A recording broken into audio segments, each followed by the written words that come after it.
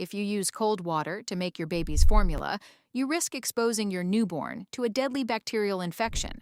But if you use the hot water that the World Health Organization recommends, the plastic releases 16.2 million microscopic particles directly into the formula your baby drinks. That is a peer-reviewed finding from Trinity College Dublin, published in Nature Food. The research has been public since 2020.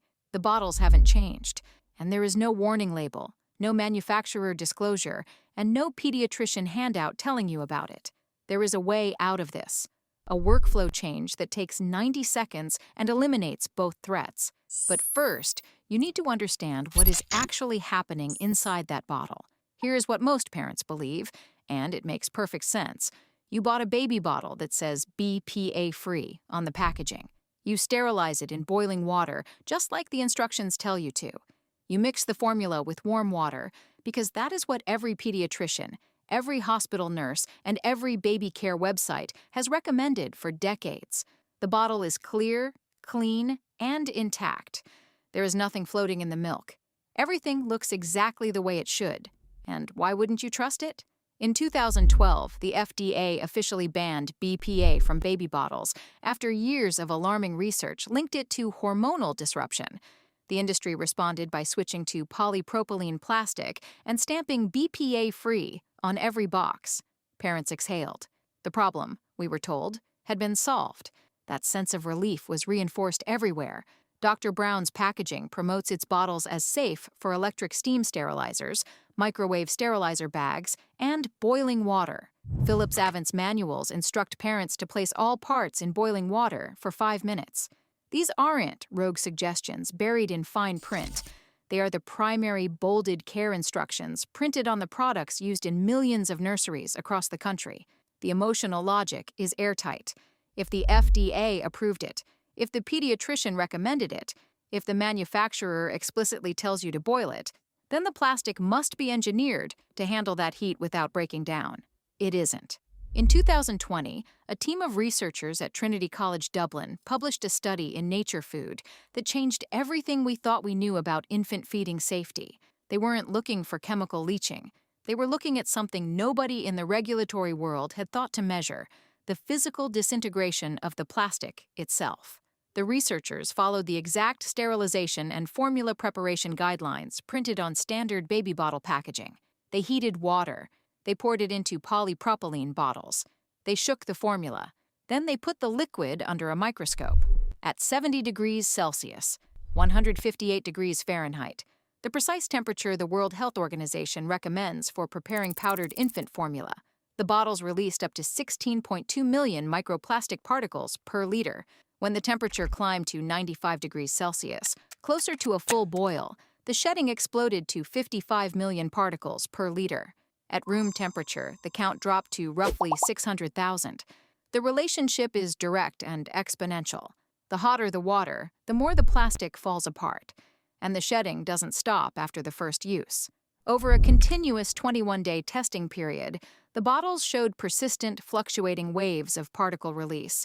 Every sterilization cycle, every hot water fill, every vigorous shake strips another layer of invisible plastic from the interior wall. When we say, your baby's bottle, we are specifically talking about polypropylene plastic, the material in over 80% of all baby bottles sold worldwide.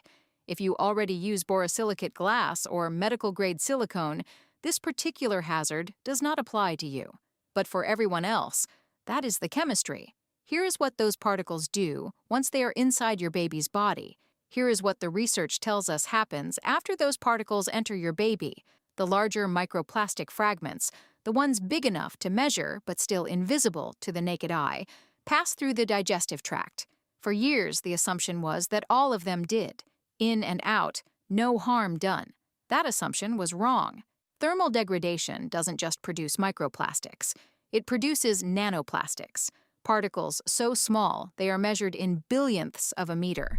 These particles are small enough to do something that larger fragments cannot. They cross the intestinal wall, they enter the bloodstream, and from there circulating immune cells carry them to the liver, the kidneys, the heart, and the developing brain. The body has no mechanism to break down synthetic polymers, No enzyme, no metabolic pathway, no biological process can digest polypropylene. Once these particles lodge in tissue, they stay there, and the immune system mounts a chronic inflammatory response against material it can never eliminate. In 2021, researchers published a comparative study in Environmental Science and Technology, Letters that measured microplastic concentrations in human stool. They tested newborns, older infants, and adults. The infants had concentrations of PT and polycarbonate microplastics that were 10 to 20 times higher than what was found in adult samples. The estimated daily exposure for infants came to 83,000 nanograms per kilogram of body weight. For adults, it was 5,800. These are not trace amounts washing harmlessly through. This is accumulation, measurable, persistent, and concentrated in the smallest bodies during the exact window when every organ system is still forming. But the most alarming evidence doesn't come from infant stool samples. It comes from the placenta. In 2024, researchers using an advanced technique called pyrolysis gas chromatography mass spectrometry analyzed 62 human placentas. They found microplastics in every single one, 100%. Concentrations ranged from 6.5 to 790 micrograms per gram of tissue. Then, in a 2025 follow-up study presented at the Society for Maternal Fetal Medicine, the team expanded to 175 placentas, 100 from full-term births and 75 from preterm births. The preterm placentas contained 28% higher concentrations of microplastics and nanoplastics than the full-term samples, despite having nearly 5 fewer weeks of gestation to accumulate them. Less time in the womb, more plastic in the tissue. The researchers concluded that the accelerated accumulation itself is part of the problem. Microplastics trigger severe oxidative stress and inflammation at the cellular level. Systemic inflammation is one of the primary biological triggers for the premature initiation of labor. Preterm birth is the leading cause of infant mortality worldwide, and we now have direct evidence that plastic pollution in placental tissue is an independent risk factor for it happening. These bottles are entirely legal to sell. As of 2026, the FDA has not established a maximum permissible level for microplastic ingestion. No threshold, no testing mandate, no required warning label. Parents have tried to fight this in court. In June 2024, class action lawsuits were filed against Handicraft Company, the makers of Dr. Brown's, and Philips North America, the makers of Philips Avent. The allegations were straightforward. These companies labeled their bottles BPA-Free and instructed parents to boil them, while failing to disclose the well-documented reality that heating polypropylene sheds millions of microplastics into formula. Federal judges dismissed both cases, not because the bottles were proven safe. The courts ruled that because the FDA has never established a toxic limit for microplastics, the plaintiffs could not legally demonstrate an unreasonable safety hazard. The BPA-Free label, the judges determined, is technically accurate. It promises the absence of bisphenol A. It does not promise the absence of millions of microscopic plastic fragments. The companies won by pointing at a hole in the law and walking through it. Meanwhile, a different branch of the federal government has reached the opposite conclusion. On April 2, 2026, the EPA and the Department of Health and Human Services announced a historic action. For the first time ever, microplastics were added as a priority contaminant group to the draft 6th contaminant candidate list under the Safe Drinking Water Act. The agency simultaneously launched a $144 million program to develop methods for detecting and removing plastics from human tissue. So the EPA now officially classifies microplastics as a priority contaminant requiring federal intervention. The American Academy of Pediatrics has raised urgent alarms about plastic additives and infant health. Independent toxicologists worldwide consider the evidence overwhelming, and yet the FDA's position, the position that baby bottle manufacturers cite in court to defeat consumer lawsuits, remains that there is not enough evidence to act. The law hasn't caught up to the science, and the companies are using that gap as a shield. They are also working to keep it that way. The American Chemistry Council, the plastics industry's primary lobbying group, is promoting legislation that would require round after round of standardized research before any regulatory action can be taken. Environmental health researchers call it what it is: a delay tactic designed to ensure that the safety thresholds, which would give future lawsuits legal teeth, never arrive. This is not a niche problem affecting a handful of products. Polypropylene captures 82 to 83% of the entire global baby bottle market. In 2023 alone, approximately 780 million plastic feeding bottles were sold worldwide. Glass, silicone, and stainless steel combined account for roughly 6% of the market by volume. The brands sitting on nursery shelves across America, Dr. Brown's Natural Flow, Philips Avent Natural Response, Tommy Tippy Closer to Nature, Enuke Simply Natural, are all polypropylene, and the exposure extends beyond formula bottles. Medela and Lanzino.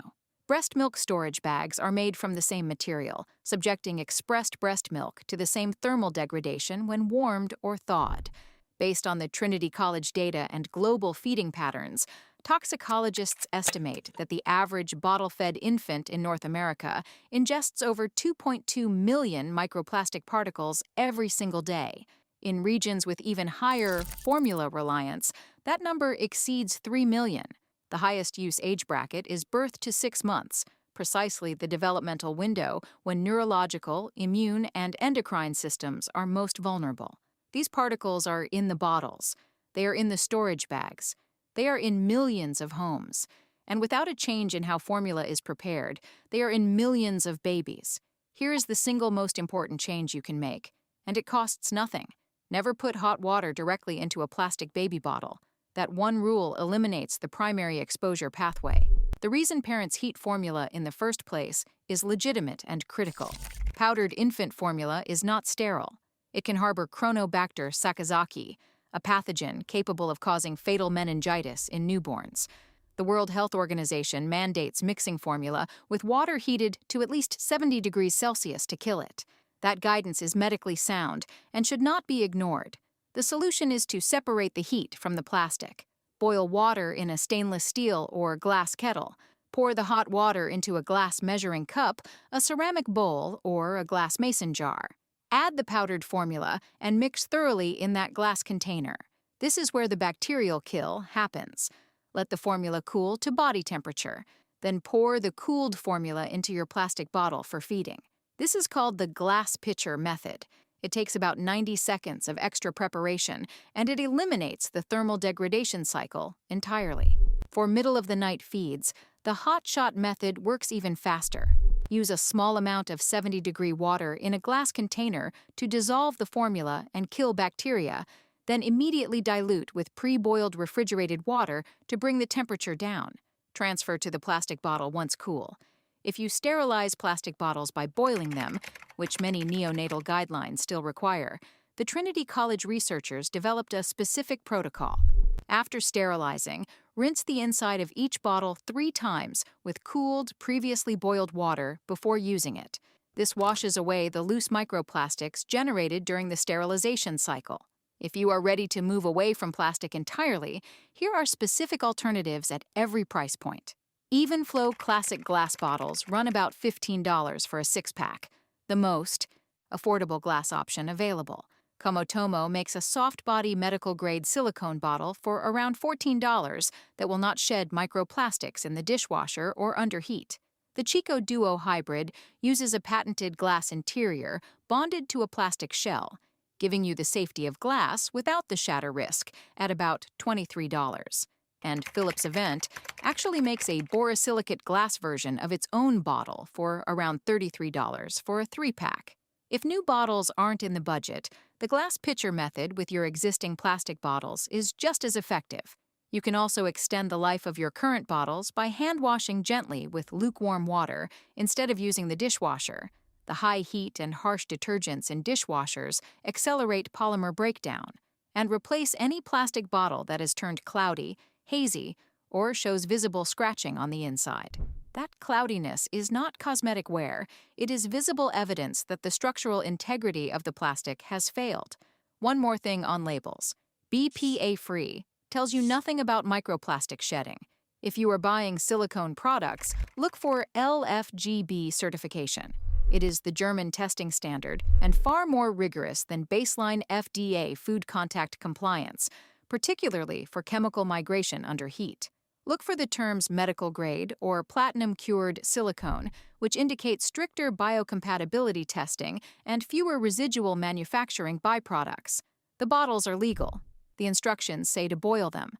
The label says BPA-Free, and none of that protects your baby from what the heat actually does to the plastic. The fix is simple. Keep the heat away from the plastic. Mix formula in glass, cool it down, then pour. 90 seconds. That is all it takes.